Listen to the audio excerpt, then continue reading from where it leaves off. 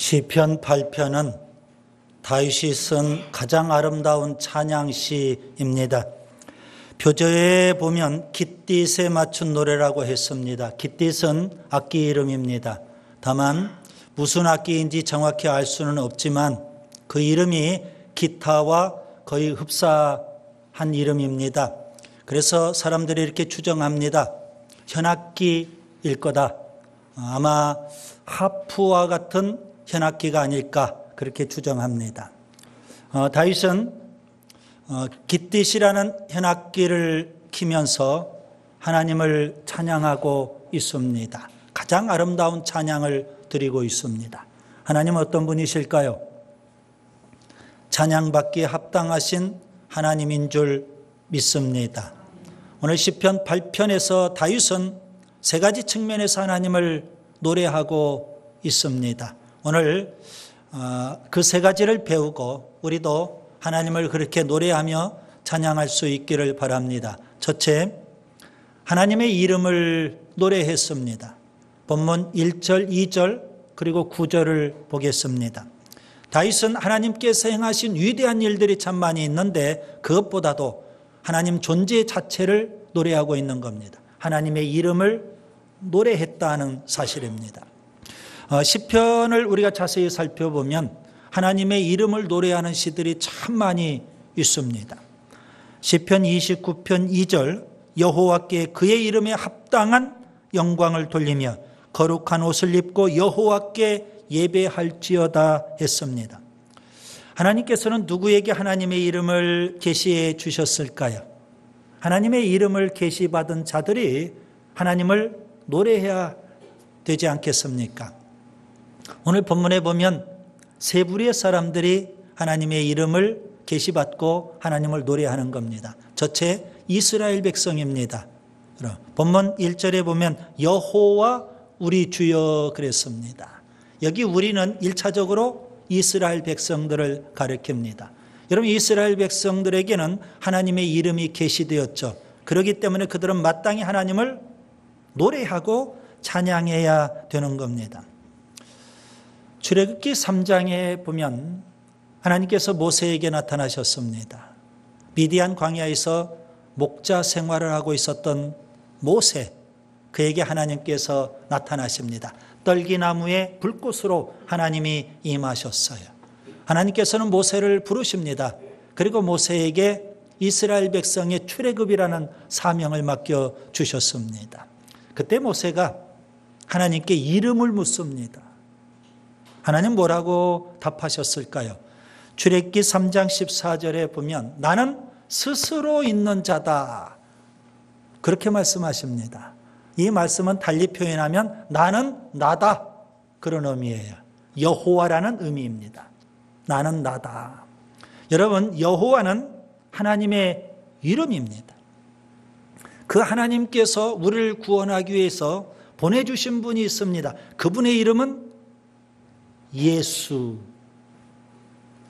여러분, 세상에서 가장 아름다운 이름 여호와, 세상에서 가장 아름다운 이름, 우리를 설레게 하는 그 이름 예수.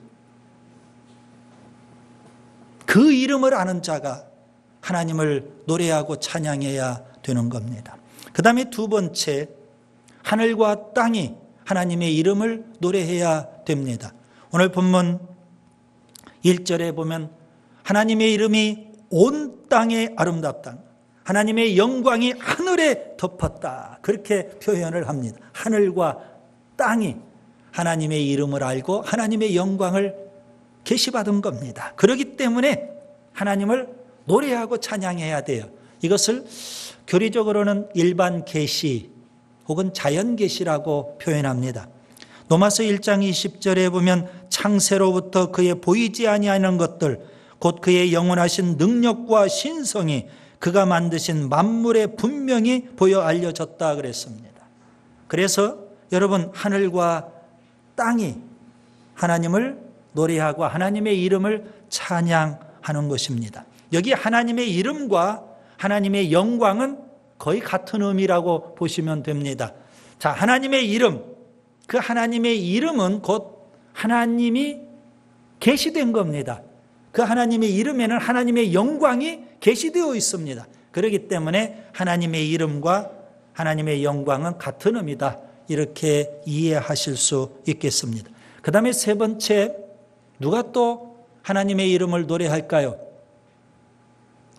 어린아이들과 젖먹이들, 심지어 어린아이와 젖먹이들이 하나님의 이름을 노래한다는 겁니다. 여러분 본문 2절을 자세히 보시면 두 부류의 사람이 있어요. 주의 대적들, 원수들, 보복자들이 있고요. 그들은 하나님을 찬양하지 않습니다. 반면에 어린아이들, 젖먹이들이 하나님을 찬양한다고 그렇게 말씀하고 있습니다. 마태복음 21장에 이런 일이 있었습니다. 예수님께서 나귀 새끼를 타고 예루살렘 성에 입성을 하셔요. 그때 많은 사람들이 나와서 그 예수님을 찬양합니다. 호산나 다윗의 자손이여 찬송을 받으실지어다. 이렇게 예수님을 찬양하니까 유대 교권자들이 그게 싫었습니다. 분노했습니다. 예수님을 찬양하는 그 모습에 분노를 해요. 그때 예수님께서 그들에게 뭐라고 하셨을까요? 예수님께서는 오늘 시편 8편 2절의 말씀을 인용하셨습니다. 그렇다 어린 아기와 젖먹이들의 입에서 나오는 찬미를 온전하게 하셨나이다. 함을 너희가 읽어본 일이 없느냐. 시편 8편 2절의 말씀을 너희들이 읽어본 적이 없느냐. 그렇게 말씀하세요. 누가복음 19장 40절에는 만일 이 사람들이 침묵하면 뭐가 소리 지르리라? 돌들이 소리 지르리라. 그렇게 말씀합니다. 하나님의 백성이라면, 하나님의 이름을 안다면 마땅히 하나님을 찬양해야 되는 줄 믿습니다. 그런데 하나님을 잘 섬긴다고 하는 유대 교권자들은요, 오히려 하나님 찬양하는 것을 방해하고 회방했던 겁니다. 하나님 찬양하는 것, 그것을 우리가 침묵한다면 하나님께서는 심지어 돌들을 통해서라도, 아니 어린아이와 젖먹이들의 입을 통해서라도 하나님께서 찬양과 영광을 받으시겠다는 겁니다. 여러분, 예수님의 이름을 알지 않습니까? 여호와 그 하나님의 이름을 우리가 알고 있지 않습니까? 그 하나님을 우리가 뜨겁게 열심히 찬양해야 되는 줄 믿습니다. 그 다음에 두 번째, 다윗은요 하나님의 창조를 노래했습니다. 본문 3절부터 5절을 보세요. 하나님께서 행하신 위대한 일, 창조입니다. 그래서 다윗은 하나님의 창조를 노래하고 있는 겁니다. 여러분, 하나님을 하나님 되게 하는 일은 뭘까요? 창조를 꼽을 수 있습니다. 창조. 창조는 하나님만이 하실 수 있는 일입니다. 살아계신 하나님, 전능하신 하나님, 그 하나님께서 우주 만물을 창조하셨습니다. 이것은 하나님의 역사이고 하나님의 작품입니다. 우리는 하나님께서 창조하신 우주 만물을 보면서 그 하나님을 노래하고 찬양할 수 있기를 바랍니다. 그런데 세상은 그렇지 않죠? 마귀 사탄은 하나님의 창조를 믿지 못하게 해요. 세상 사람들은요, 불신앙의 세상 사람들은 하나님의 창조를 믿지 않습니다. 왜 그럴까요? 창조하신 그 하나님을 노래하지 말라는 겁니다.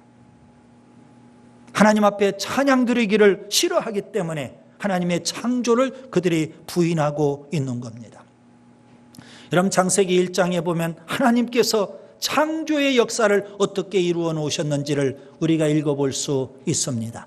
이 시간 저는 세 가지 특징적인 것만 좀 말씀드리려고 합니다. 첫째, 하나님께서는 무에서 유를 창조하셨습니다. 창세기 1장 1절에 보면 태초에 하나님이 천지를 창조하시니라. 여기 창조하셨다, 이 말은 무에서 유를 창조하셨다, 그런 의미가 됩니다. 여러분, 우리가 하나님을 믿지 않습니까? 하나님을 믿는데 여러분, 취사 선택해서 하나님을 믿으려고 하면 안 됩니다. 하나님은 사랑의 하나님, 은혜의 하나님, 물론 좋죠, 그런 하나님을 믿으면. 그러나 하나님은 또 어떤 하나님도 돼요? 진노하시는 하나님, 심판하시는 하나님. 창세기 1장 1절을 여러분 믿을 수 있어야 돼요. 창세기 1장 1절도 믿지 못하면서 어찌 하나님을 믿는다고 할 수 있겠습니까? 진화론에서는 먼지에서 우연히 생명체가 생겼다고 그렇게 주장을 합니다. 여러분, 생명이라는 것은 우연의 산물일 수가 없습니다. 그런데 그렇게 주장을 해요. 하나님의 창조입니다. 이 하나님의 창조는 어느 누구도 흉내낼 수 없어요. 어느 누구도 모방할 수가 없어요. 하나님만이 하시는 일이에요. 그래서 생명은 하나님의 소관입니다.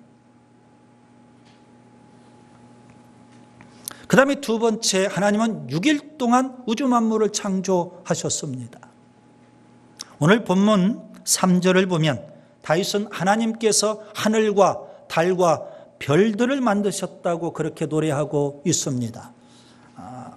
해와 달과 별들을 하나님이 창조하셨는데 넷째 날 창조를 하셨죠. 자, 그러면 분명 넷째 날부터는 해와 달과 별들이 있었기 때문에 하루가 24시간, 1년 365일 정확해요. 그런데 해, 달, 별을 창조하기 이전 첫째 날부터 셋째 날은 어떻게 되냐 이거예요. 하루의 길이가 얼마냐? 그것부터 시작해서 지구의 나이가 얼마냐? 우주의 나이가 어떻게 되느냐? 많은 사람들이 논쟁을 하고 있어요. 신학적으로도 또 과학적으로도 물론 논쟁이 될 수는 있어요. 그러나 성경은 뭐라고 할까요? 그런 논쟁이 있음에도 불구하고 성경은 6일 동안 하나님이 창조하셨다. 6일 동안 우주 만물을 하나님께서 창조하셨다고 분명 말씀하고 있어요. 그 다음에 세 번째, 또 우리가 기억해야 될 게 있어요. 하나님께서는 하나님의 형상대로 사람을 창조하셨습니다. 여러분 본문 4절과 5절을 보세요. 하나님께서 사람을 만드실 때 하나님보다 조금 못하도록 만드셨어요. 그러나 사람에게는요, 영화와 존귀로 관을 씌워주셨다 그랬습니다. 하나님보다 조금 못하지만 그 사람에게 영화와 존귀로 관을 씌워주셨다는 겁니다. 그렇기 때문에 여러분, 사람은 개돼지 짐승과는 달라요. 왜요? 영화와 존귀로 관을 쓰고 있기 때문에 그래요. 창세기 1장 27절에 보면 하나님이 자기 형상 곧 하나님의 형상대로 사람을 창조하시되 남자와 여자를 창조하셨다고 했습니다. 여러분, 사람은 모든 피조물 가운데서 최고의 걸작품과 같아요. 하나님께서 그렇게 만드셨어요. 여러분, 우리 육안으로 볼 수 있는 주변의 모든 것들, 그리고 우리 육안으로 볼 수 없기 때문에 현미경으로나 겨우 볼 수 있는 아주 미미하고 세미한 것들, 우리 육안으로 볼 수 없이 너무 멀리 있는 그 우주의 모든 것들 다 하나님께서 창조하셨어요. 왜 하나님께서는 그 모든 것을 다 창조하셨을까요? 하나님 창조하신 목적이 뭘까요? 하나님을 찬양하라고. 하나님께서는 찬양받기를 원하셔서 창조하신 줄 믿습니다. 광활한 대자연을 경험하면 할수록, 끝없이 펼쳐지는 우주를 관찰하면 할수록, 오묘하고 신비로운 사람의 신체를 알면 알수록 창조주 하나님을 찬양하지 않을 수 없을 겁니다. 그럼 찬송가에도 보면 하나님의 창조를 노래하는 찬송이 있습니다. 대표적인 것으로 찬송가 79장이 있죠. 주 하나님 지으신 모든 세계에 내 마음속에 그려볼 때, 하나님께서 창조하신 그 모든 것을 마음에 한번 그려본다는 겁니다. 주 하나님 지으신 모든 세계에 내 마음속에 그려볼 때 하늘의 별 울려 퍼지는 뇌성, 주님의 권능 우주의 찬내, 주님의 높고 위대하심을 내 영혼이 찬양하네. 주님의 높고 위대하심을 내 영혼이 찬양하네. 우리가 하나님께서 창조하신 우주 만물을 보니까 하나님의 영광이 가득하더라는 겁니다. 그렇게 노래하고 있는 거 아니겠습니까? 찬송가 478장도 아주 유명하죠. 참 아름다워라 주님의 세계는 저 솔로몬의 옷보다 더 고운 백합화 주 찬송하는 듯 저 맑은 새소리 내 아버지의 지으신 그 솜씨 깊도다. 참 아름다워라 주님의 세계는 저 아침 해와 저녁놀 밤하늘 빛난 별 망망한 바다와 늘 푸른 봉우리 다 주 하나님 영광을 잘 드러내도다.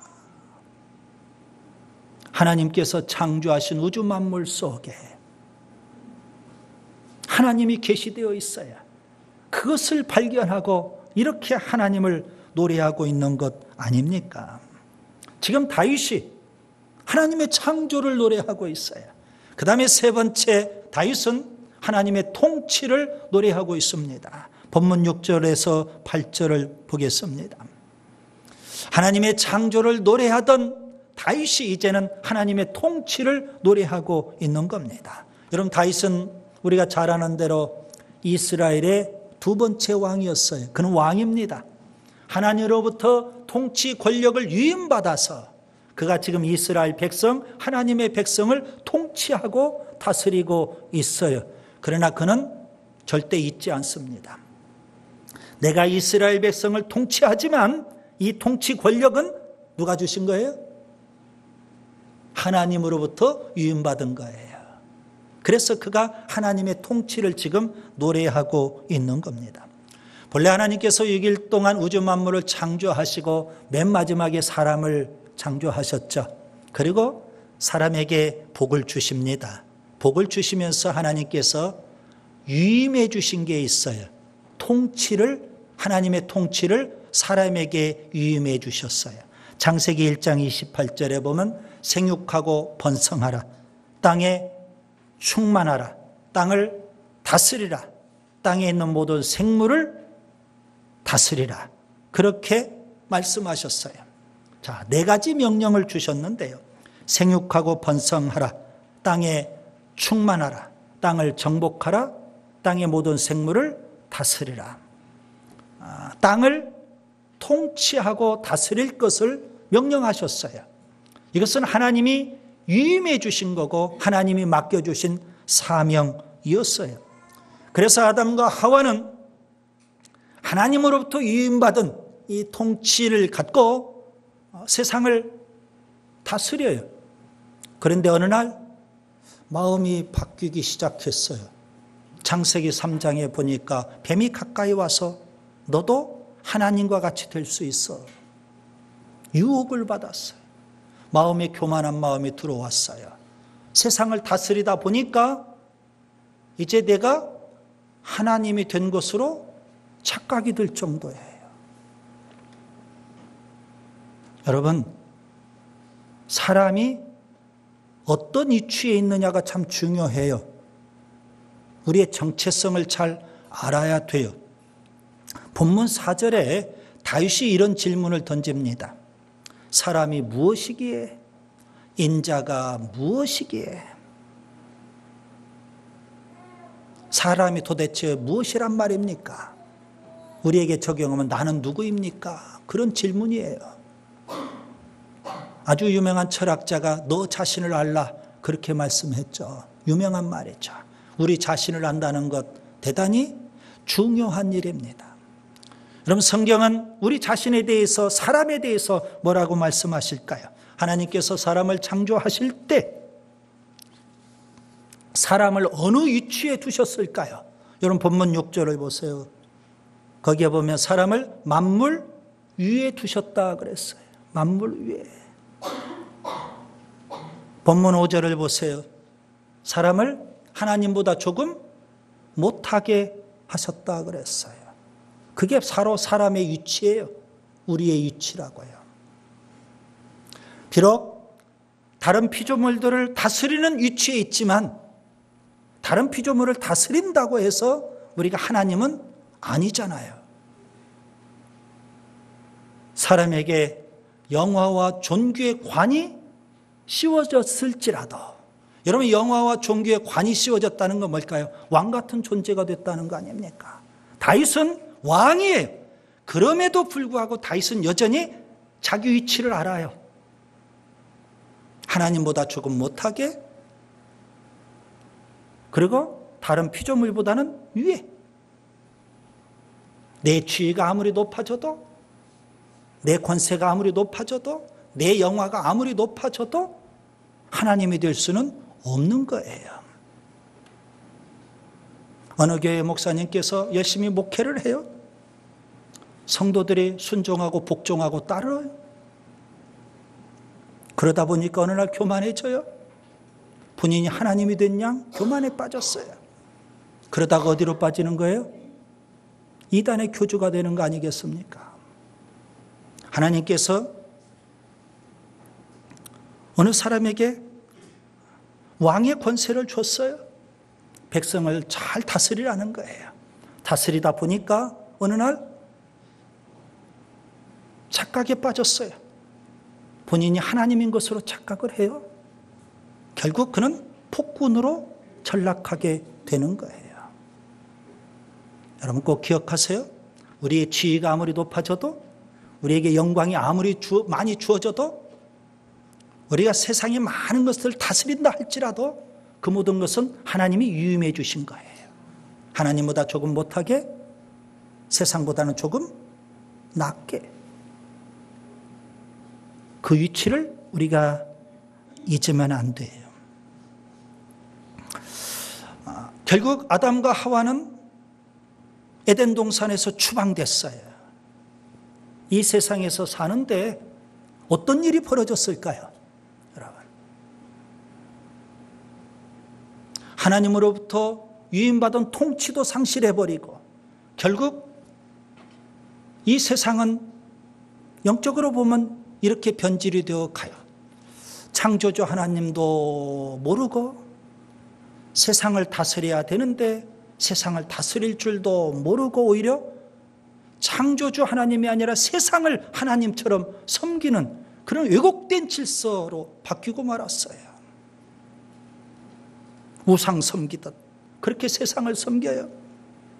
하나님을 섬겨야 되는데 창조주 하나님을 섬기지 않고 세상을 섬기고 우상을 섬겨요. 로마서 1장 23절에 보니까 썩어지지 아니하는 하나님의 영광을 썩어질 사람과 새와 짐승과 기어다니는 동물 모양의 우상으로 바꾸었느니라.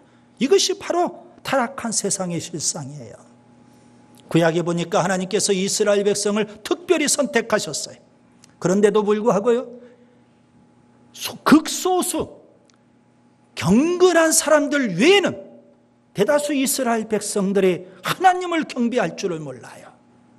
그리고 그들은 우상 숭배에 빠져버리고 말았어요. 그래서 하나님께서 유다도 이스라엘도 다 심판하십니다. 이사야 선지자는 뭐라고 할까요? 남은 자를 통해서 구원의 역사를 하나님이 이루신다는 거예요. 그 남은 자들이 바로 창조주 하나님을 아는 자들, 그 하나님을 경배하고요, 세상을 우상으로 섬기지 않고 세상을 다스리는 자들일 겁니다. 여러분, 사람이 사람 되는 것은 뭐 때문일까요? 하나님께서 우리를 금으로 만들지 않았어요. 보석으로 만들지 않았어요. 만약 우리를 금이나 보석으로 만들었다면 우리가 다른 동물이나 짐승들과는 본질적으로 다른 존재였겠죠. 그런데 하나님 우리를 흙으로 만드셨어요. 개나 돼지, 다른 동물과 별반 다를 바가 없어요. 다 죽으면 흙으로 돌아갈 수밖에 없는 하찮은 거예요. 그런데 왜 사람이 사람일 수 있을까요? 여러분, 세 가지를 꼭 기억하세요. 우리는 하나님의 형상대로 창조되었기 때문에 그래요. 그래서 창조주 하나님만 경배해야 돼요. 하나님의 통치를 위임받았기 때문에 더 이상 세상을 섬기면 안 돼요. 우상을 섬기면 안 되는 거예요. 창조주 하나님을 섬기고 오히려 세상을 다스릴 줄 알아야 되는 거예요. 하나님이 주신 사명이 있어요. 사명을 감당할 때 그것이 바로 하나님께서 창조하신 목적대로 사람이 되는 거예요. 저는 이제 말씀을 정리합니다. 시편 8편은 다윗이 노래한 가장 아름다운 찬양시입니다. 다윗은 세 가지 측면에서 하나님을 노래했어요. 첫째, 하나님의 이름을 노래했습니다. 하나님의 이름 속에는 하나님이 계시된 거고 하나님의 영광이 계시되어 있어요. 하나님의 이름에 걸맞게 하나님을 찬양해야 되는 줄 믿습니다. 하나님의 이름은 여호와. 세상에서 가장 아름다운 이름, 우리를 설레게 하는 이름 예수. 그분을 우리가 알았다면 이제 그 하나님, 그 예수님께 우리가 찬양을 드려야 하는 줄 믿습니다. 그 다음에 두 번째, 다윗은 하나님의 창조를 노래했습니다. 하나님은 무에서 유를 창조하셨고 우리를 하나님의 형상대로 창조하셨어요. 왜요? 하나님만 노래하라는 겁니다. 여러분, 개, 돼지가 아니라 하나님의 형상대로 창조된 사람이 사람답게 하나님만 섬기고 우상 섬기지 말고요. 세상 섬기지 말고 하나님만 노래해야 되는 줄 믿습니다. 그 다음에 세 번째, 하나님의 통치를 노래했어요. 하나님께서는 사람을 창조하시고 세상을 다스리라고 통치를 위임해 주셨어요. 그런데 하나님 말씀에 불순종하고 사명에 살지 않고 오히려 세상에 나아가서 세상을 섬기고 우상을 섬겨요. 창조주 하나님을 잊고 살아요. 여러분, 세상은 우리의 섬김의 대상이 아니에요. 하나님이 만드신 피조물 섬김의 대상이 아니라고요. 심지어 돈도 명예도 권세도 세상의 모든 것은 다 바울처럼 배설물로 여기고 오직 하나님만 섬겨야 돼요. 세상을 다스릴 줄 알아야 돼요.